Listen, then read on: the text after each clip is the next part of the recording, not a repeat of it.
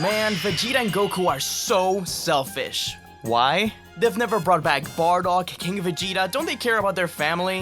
Yeah, I guess it is weird that they didn't revive their genocidal parents who tried to take over half the galaxy. Really screams father-son bonding. Huh, yeah, right. Bardock would teach Goku how to be a real Saiyan. He'd be the Kakarot. I swear, if you say the Kakarot we all want, I will show you where they ended up in the first place. Wait, you don't mean hell.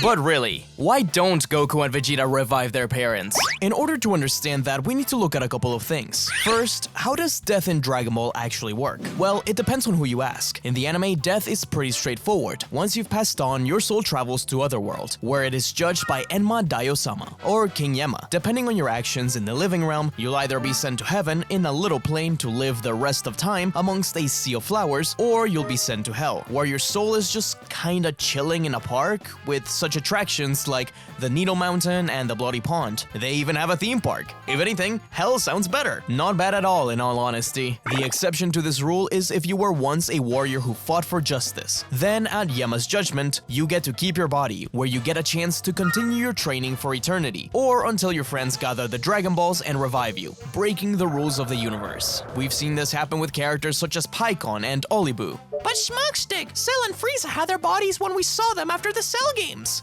Damn good memory, nerdy Chaozu, but that was actually entirely filler. In fact, nearly everything we see about Hell in the Dragon Ball Z anime is filler material. I know, it broke my little heart when I learned it too. Hell in Z filler is so much fun and a very creative concept, so much so that a whole movie takes place there, and video games will continue to have it as a stage until the end of time. But sadly, it's not canon. Then, how does the afterlife actually work? When you're first born, you're given a soul. It can either be a recycled soul from a previous life, as we see with Oob, or a brand new one. Once you die, unless you were a righteous warrior, as I said before, you don't get to keep your body. If you were evil, then you go sent straight to hell. But this hell is very different. As Piccolo explains to Vegeta in the manga, your soul is stripped from its memories, cleansed from its evil, and given to an entirely new body to live an entirely new life. It's possible many of our heroes have recycled souls from previous lives, but that's besides the point. There are special cases, of course. As the ruler of the afterlife, King Yema can choose to delay the process if needed, just like he did with Vegeta, keeping his body and soul during the Majin Buu conflict, just in case they were needed. However, it can go the other way around too, as Frieza was given a hell all on his own, along with his body, so he could be tortured by the angels of hell. It seems like extremely evil people, or maybe those Yema just deemed as irredeemable souls, can be given specific punishments in different areas of hell. It has also been implied that each planet has its own hell, as Frieza seems to think that destroying Earth will also destroy his hell. But it's more than likely that Frieza is just assuming that's how it works, and he's otherwise ignorant to it. What does this have to do with the Saiyans, I hear you asking? So you're saying their souls are recycled? Like trash? Pretty much. Wiped clean, erased, poof, gone, goodbye, good day. And besides, if they came back, do you really think they would try to live peacefully? They would try to take over. Take over? That's ridiculous. King Vegeta would honor his son. Yeah, by blowing up a planet or two maybe. Well, they were terrible, terrible people. They slaughtered millions of lives in hundreds of planets. I'm sorry to say, but their souls did not go to heaven. They were more than likely cleansed and have been recycled long ago. I know there will be comments arguing for Gine, and maybe even Bardock, as possibly being in heaven. Even if Bardock changed the last few months of his life, his lifetime of destruction wouldn't make up for it. Those he saved were a mother and a child, simply because they looked like his family. And let me remind you, he did this in a planet he was already terrorizing. Sure, he saved Goku too, and although these acts are good, they were also selfish in nature. He didn't save Granola because that was the right thing to do. He did it because he reminded him of Kakarot. Vegeta's soul was doomed for hell even after he sacrificed himself to try and kill Majin Buu, because that action didn't make up for the people he just killed at the World Tournament and the lifetime of suffering he caused. It was only when he fought alongside Goku, giving up his pride and fighting for something bigger than himself, and was a key component behind defeating Majin Buu, when he was judged to be good, evident by the fact that he was revived when Porunga brought back all the good people killed by Majin Buu. That act was massive, saving billions of people and multiple planets. Even then, Vegeta doesn't forgive himself for his actions, and he believes he's still destined for hell. Bardock may not have been as nasty nasty as Vegeta, but he was still a murderous mercenary who sadly saw the error of the Saiyans' ways a little too late. And honestly, that tragedy just makes him more compelling. Gine likewise seems like the nicest person in the world, and she very well could be, but as Toriyama explained, Gine was a part of Bardock's squad.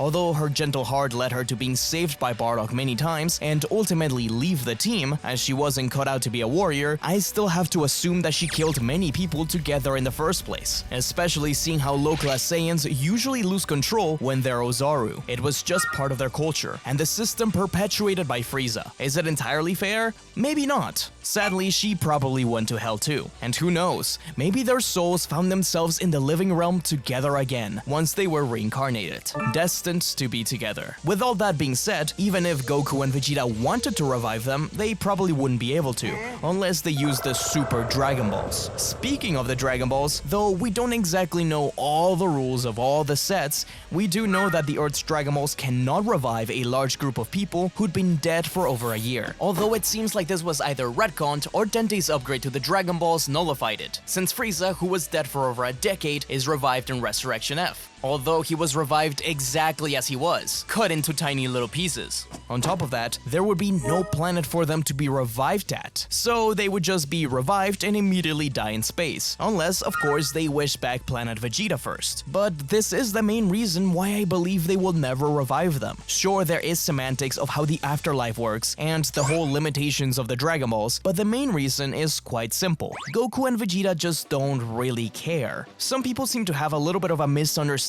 when it comes to Vegeta's character, some of which stems from people's projections of what they want the character to be. Vegeta doesn't care about the Saiyans, not really. He cares about what being a Saiyan means to him. There's pride, strength, but he doesn't care about those who died. It's obvious when you think about it. Vegeta had no reaction to the destruction of his home world, both in Dragon Ball Super Broly and the Bardock Special. He didn't even try to find his brother after hearing what happened, one of the only Saiyans left in the universe, and even when he knew he was one of only 3 full-blooded Saiyans remaining, he still killed Nappa, because the Saiyans mean little to him. As far as he's concerned, he is the Saiyans. Goku, on the other hand, had little to no connection to the Saiyans for most of his life, and all he knew about them is that they were terrible conquerors.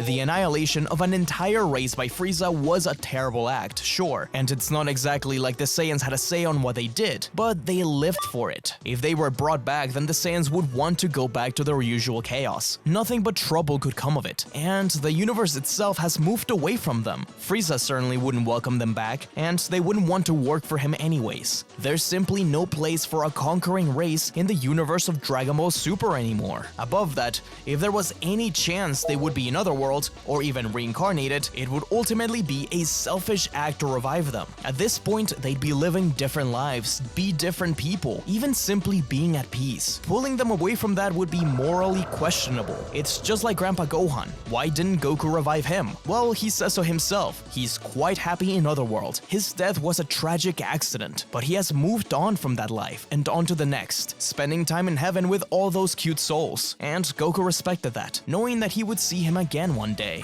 Fine, if Goku and Vegeta won't revive their parents, I'll do it myself. Alright, man. Wait, no, that's a terrible idea. You just don't want to see the real king of the Saiyans. No, dude, I'm serious. You know, on second thought, I guess I should have probably revived Bardock first. I hope you get recycled into a squirrel.